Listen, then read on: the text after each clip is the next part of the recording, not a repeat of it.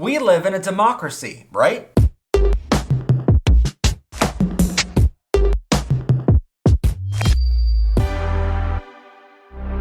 PBRmerchstore.com is filled with everything you need to celebrate Pride, including stickers, buttons, pins, flags, and books. All orders are packaged by hand and shipped to your doorstep in discreet packaging.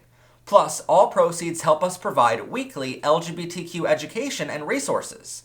Show off your pride by going to PBRmerchstore.com. This past Tuesday was Election Day in the United States, and because we record on Tuesdays, that means by the time you're watching this, we don't really know if democracy survived yet, or maybe we're all living in a post-apocalyptic hellscape by now. In which case, this video is going out to no one, so that means I can say whatever I want. We put rainbows in the water and turned all the frickin' frogs gay. The Illuminati is real and But secret societies aside, Election Day is a time when Americans are asked to exercise our right to vote. In this democracy, we're told that we can choose the direction our country, state, or local government goes in for the next 2 to 6 years, depending on the office we're voting for. We're told that if we just cast our ballot, that our voice will be heard. But is this really a democracy, and are elections truly fair, even in the most free country on earth? You see, America has a long list of problems, but none of them are solved on Election Day. For example, inflation and the price of everyday items like food is up 8.2% from last year, which is the highest it's been since the 1970s. If you've been to the gas pump recently, you might have seen President Biden's picture stickered onto the pump, claiming the President of the United States raised the price of gas. But not only does the President have no control over your gas prices, major gas companies like ExxonMobil, Shell, Chevron, and British Petroleum raked in over $48.6 billion in profit from July to September of 2022. Keep in mind, that's the profit, which means $48.6 billion is what they had left over after all expenses combined of buying the fuel, salaries of all employees, and transportation were already taken out. This means they made record profits just in the past 3 months alone, and somehow they convinced you that the president is to blame, even though he has a fixed amount salary no matter what happens.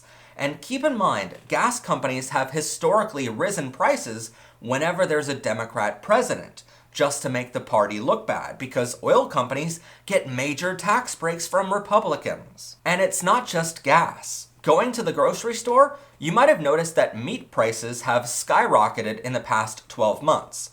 The cost of producing meat has gone up about 10.1% worldwide. But the top 4 meat production companies in the US, named Tyson, JBS, Cargill, and Marfrig, all raised their prices an average of 12.3%. This might sound like an insignificant amount because 12.3 is only slightly higher than 10.1. But when you're talking about a country that consumes over 27 billion pounds of meat each year, a small amount of a lot is still a lot. All 4 companies had record years so far, with JBS, Tyson, and Cargill making over $12 billion in profit this year alone, an increase of up to 91% compared to last year. But inflation is just one of the many issues. America also has a crumbling infrastructure. 42% of the bridges you drive across every day are over 50 years old, and 7.5% of them are considered structurally deficient. The average American experiences over 8 hours of power outages per year, costing taxpayers over $150 billion per year. Over 2 million Americans don't have access to clean drinking water. 14.5 million Americans don't have access to the internet. And 43% of Americans still couldn't get the medical care they needed this year because they couldn't afford insurance. The truth is, no matter what issue you care about the most, you've likely noticed how nothing changes. You cast your ballot on Election Day, the people you elect get into office, and nothing ever happens. In fact, since 1857, the House of Representatives, Senate, and presidency was controlled in a supermajority by Democrats for 22 years, without any way for the Republicans to stop a piece of legislation from getting passed. Also, since 1857, Republicans had a supermajority for 24 years, with the same political power. Even if you just look at things in the past 22 years, since 2000, Democrats had full control for 1 year in 2009, and Republicans had full control for 4 years in 2001, 2003, 2005, and 2019. I mean, we keep hearing that if Democrats get in control, they will pass marriage equality, codify Roe v. Wade, make voting rights more equal, and expand healthcare for all. But they've had the opportunity to do that in 2009, and they failed to do it.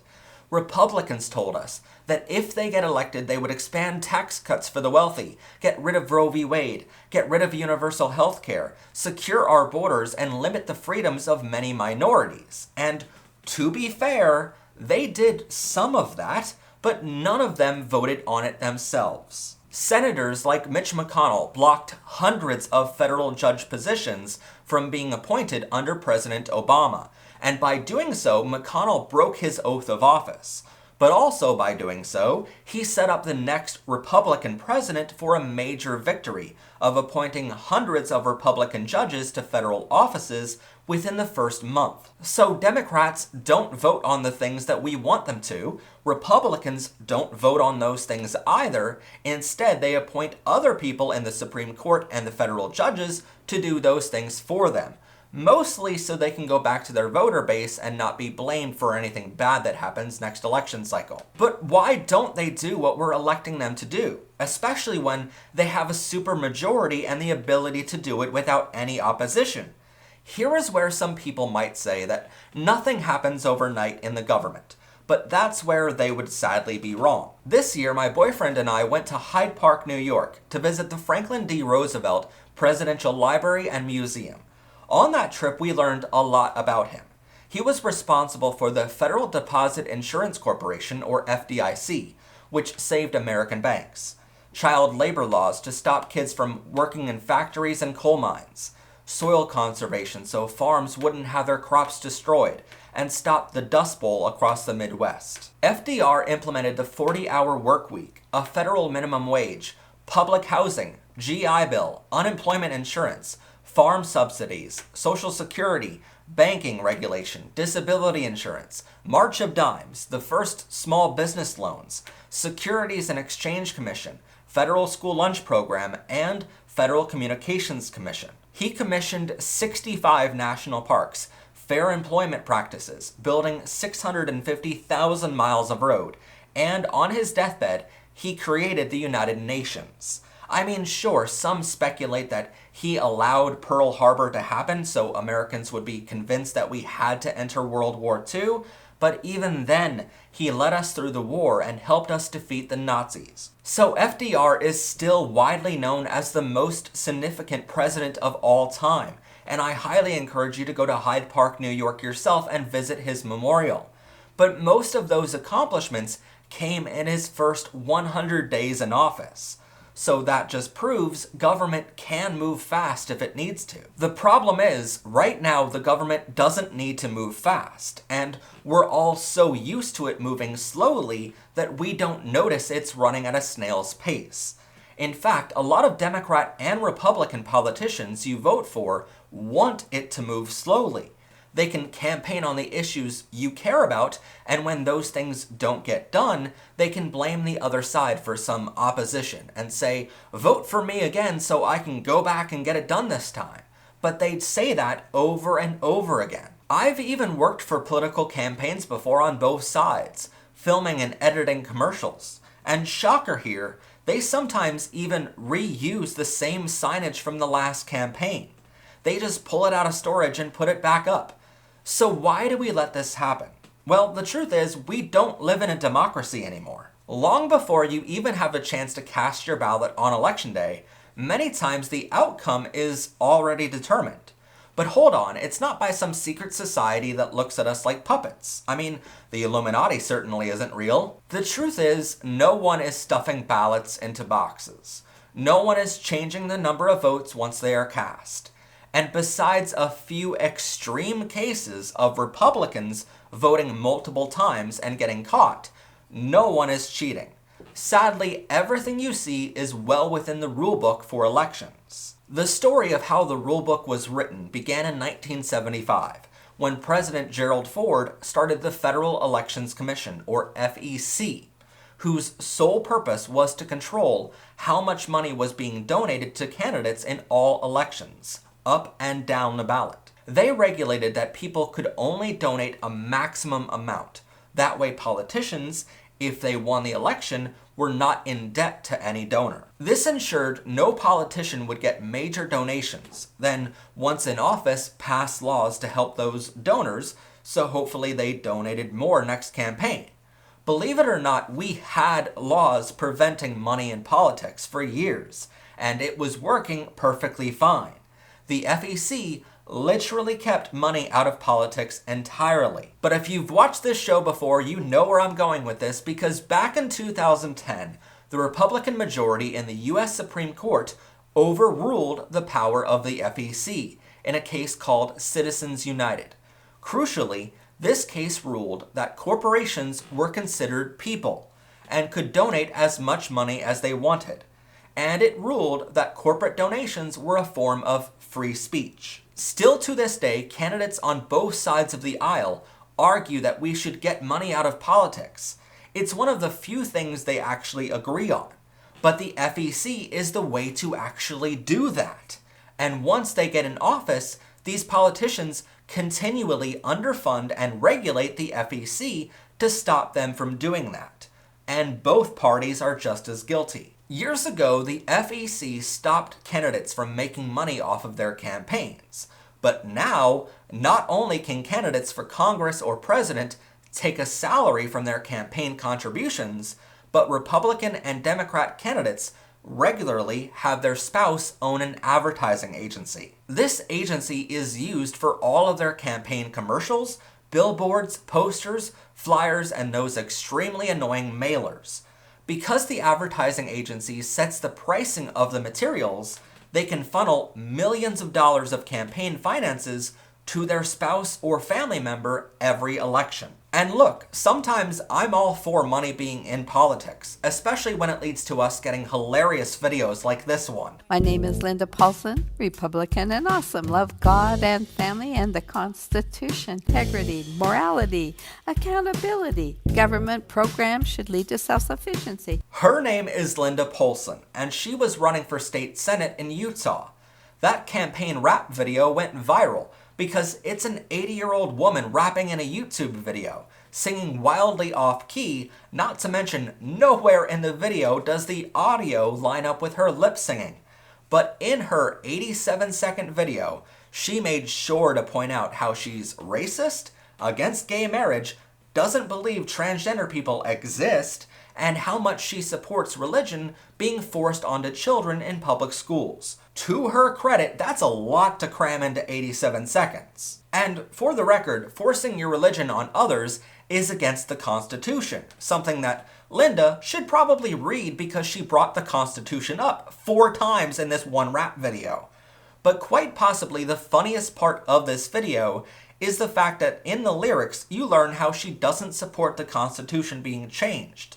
But changes to the Constitution are called amendments, and literally the First Amendment is freedom of speech. So which is it, Linda? Are you for freedom of speech or not? Luckily this week, she lost her election to the incumbent, who got 56.9% of the vote, because she isn't a racist, homophobic, or transphobic, which is truly the Triple Crown nowadays.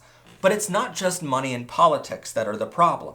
In the past election, you might have noticed a lot of candidates on both sides of the aisle blatantly lying about everything. One of the most famous was this picture of Ricky Hurtado, who is the incumbent North Carolina state representative for the District 63. He wore this t-shirt while picking up trash at a charity event. His shirt literally only said his name and his office, but his opponent's campaign photoshopped that image, so now the new image makes it seem like he wore a shirt saying, "Defund the police." Like I said, I worked for campaigns for many years as a videographer. We filmed way more attack ads against opponents than we filmed advertisements for the candidates we were actually working for. Behind the scenes, it's an ugly reality. All campaign videos are paid for with cash, so nobody would ask where the money came from. And you never see a video company putting their name on their work, because most of it is lies, and everyone knows it. If you're a reporter like I am, you would hear a campaign manager instructing someone to say something crazy on camera, and you would immediately ask to see proof of such a wild claim. But countless times, I was told that no evidence exists to prove any of it, and was told slander doesn't apply to political campaigns. Weirdly, that's true. While you or I could be sued for everything we're worth if we said something crazy, politicians can do it with federal protection. For example, if you were to make a video claiming how Chick-fil-A chickens kill people, you could be sued by the company for slander and lying. It's up to you to prove your claim is truthful in a court of law. But putting aside how Chick-fil-A literally still funnels money to conversion therapy camps that push LGBTQ children to suicide, their chicken doesn't directly kill anyone. Politicians, on the other hand, can lie all they want to. A few years after the Supreme Court allowed limitless money to flow into political campaigns, they also ruled on another court case. This one said that political candidates in any race, no matter for your local school board or for President of the United States, were all allowed to lie as much as they wanted in advertisements, on their website, in speeches, and anywhere else they wanted to. They claimed any lies candidates make are considered a form of free speech and was therefore allowed. So how do these candidates get away with so many lies without public scrutiny? Well, I know from firsthand experience that campaign teams on both sides will come up with organization names and support group names on the spot.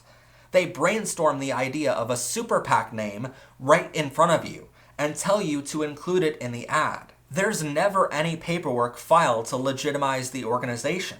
That's why at the end of an ad, you always hear something like, "Citizens for a Better American Government is responsible for the content of this advertising." But if you searched for that LLC, most times you would never find anything. It's entirely made up, so that way they can say whatever they want to without their opponent or their voters being able to quote them on it. And please keep in mind, we're living in a time when editing programs are so advanced that you can Photoshop any image. There's AI-generated models that can manipulate any video. There's even open source programs free on the internet that only require you to upload 20 minutes of footage of someone talking. But once it goes through that footage, you can type in anything you want it to say, and the software can literally generate an audio clip of the person saying whatever you wanted them to say. The sad part is, there's no reason to lie because candidates already do enough bad things to talk about. A total of 308 Republican candidates this year alone deny that President Biden won the 2020 election. This means more than 50% of the candidates on the Republican side this year were running an election with the narrative that if they won the election, it was fair. If they lost the election, it was stolen. But it gets much crazier. Before the first ballot was even cast this year, the Republican Party already filed over 100 lawsuits to stop certain votes from being counted. In Pennsylvania, where this show is from, one of those lawsuits was successful. It meant that any vote mailed into your election office had to be signed and dated. If the date was missing, your vote did not count in this election. In fact, there's a whole rule book you have to read before filling out your ballot in order to ensure it gets counted. Oh, and you also need a driver's license, which not everyone over 18 years old has. Way back when Pennsylvania only used paper ballots, a poll worker in a small town near where I used to live would hide graphite under her fingernails. So whenever she saw someone voting for a Democrat, she could strike the Republican bubble and the machine would void the entire ballot. So weirdly, only Republicans ever won her precinct. And the only reason we know this is because She was so proud of what she did that she bragged about it to everyone. Famously this year, Luzerne County in Pennsylvania had run out of paper ballots around 12 p.m. noon. The Republican-controlled county election office didn't supply 2 cities with enough ballots. Weirdly, those 2 cities were both massively Democratic, and all of the other poll stations in Republican areas of the county had a surplus of paper ballots. This meant polls needed to be open for an extra 2 hours that night, and Republicans claimed online that those 2 hours allowed Democrats to stuff the ballot boxes with extra votes.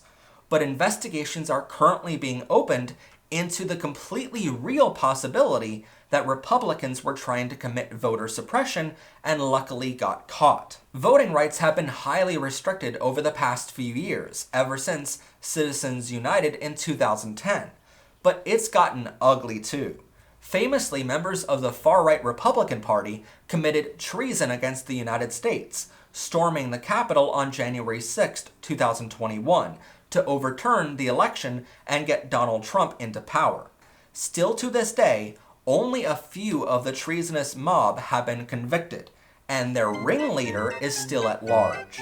But less famously this year, a crazy Republican broke into Nancy Pelosi's home in California, trying to kill her, but luckily she wasn't there. Instead, the intruder found her husband and hit him over the head with a hammer, causing him to be in critical condition for days. When people heard about this attack, no major Republican candidate denounced the violence to this day. In fact, multiple Republicans have joked about it on their campaign stages. Even Trump's son joked about the assassination attempt of a sitting House leader. But days after the jokes, another person decided to attack Richard Ringer, the Democratic candidate for the 51st District of Pennsylvania. The attacker punched Richard more than 10 times, and sadly this week, he lost his election. On the other side of the aisle, at a recent campaign parade, someone threw a can of soda at Ted Cruz, which is still bad and violence should never be condoned, but less bad than an insurrection or assassination attempts. We're getting to the point that violence in this country is not only conducted and condoned, but the victims are mocked by a candidate on a stage, and most importantly here, their audience laughs along. Sadly, the best way to summarize all of this, and to summarize how many Americans are feeling right now, is a quote from John F. Kennedy, which said, "Those who make peaceful revolution impossible will make violent revolution inevitable." So why do we have such extremists in our politics? Well, that comes back to gerrymandering. Every 10 years, our country does a census to figure out how many people live in each region of the country. How many representatives your town gets in your state capital and in Washington is determined by the results of this census. But famously, Donald Trump wanted an extra question to be added to the census in 2020, asking if you were a legal citizen of the country. This caused many families, even those that legally lived here, to not be part of the survey. Thus, their area is now undercounted and underrepresented. This census data is then handed to government officials, and political parties routinely compare it to other data. They look at what political party you belong to and draw maps to ensure they have enough votes in that district to win. These district maps look more like Rorschach test, with district lines not being drawn down roads, but literally between homes, because the two political parties know who you're likely voting for in advance.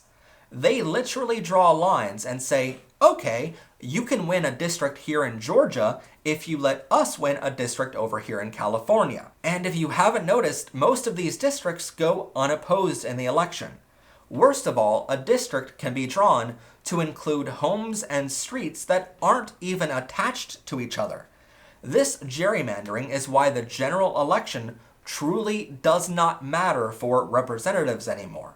Senate and president are still very important for a November general election, but who's going to win the representative seat is chosen in the primaries. Candidates like Marjorie Taylor Greene, who spent more time flying around the country campaigning for an end to all transgender people this year than she did in her own district, and that's true, not just a joke for this show, by the way, is the Republican candidate in this gerrymandered district in Georgia.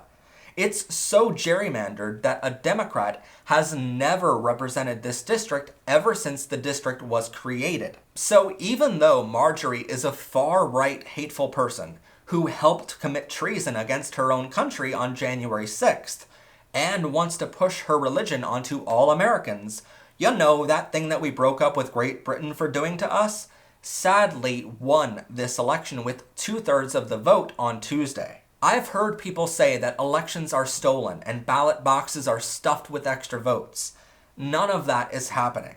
But the election, every election, is being rigged by the people we're electing into office. It happens with every census, with every gerrymandered district, with every super PAC, and with every lie in a political ad labeled as free speech. It's why many of you feel like I do, that your voice doesn't matter or your vote doesn't count sometimes.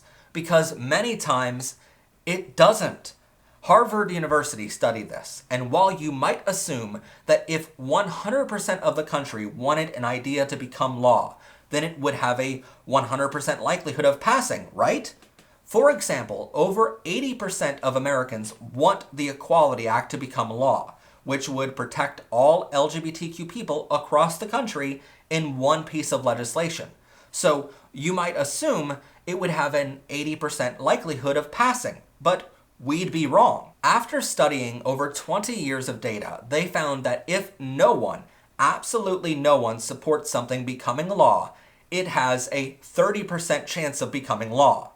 But if everyone, every single person in this country agreed that something needs to become law, it still has a 30% chance of becoming federal law. So what we want doesn't matter to these politicians. It's why petitions and phone calls to these offices rarely work. So what does work? Well, as it turns out, if you are a part of the top 1 of the top 1% of the richest people in the world, or you're one of the Fortune 100 companies, they also studied the likelihood of something you want becoming law. As it turns out, if 100% of the elite populace and corporations want something, there's a 61% chance of it becoming law. Sure, you could see this as another way to say money talks or the rich have all the power, but still, 61% is terrible when you consider that 100% of the richest people and corporations on Earth all have to agree on it becoming law. And then there's still a 39% chance it won't happen anyway. It means our elected officials aren't answering to you or to the wealthy either. So who are they answering to? The Illuminati? Rainbows and unicorns are responsible for the content of this advertising. Anyway, if you want to learn more about the LGBTQ community, check out this episode right here, or subscribe for weekly episodes. And if you like what we do and want some awesome merch, go to pbrmerchstore.com. As always, I'm your host, Professor Pride. Have a gay day, everyone, and bye for now.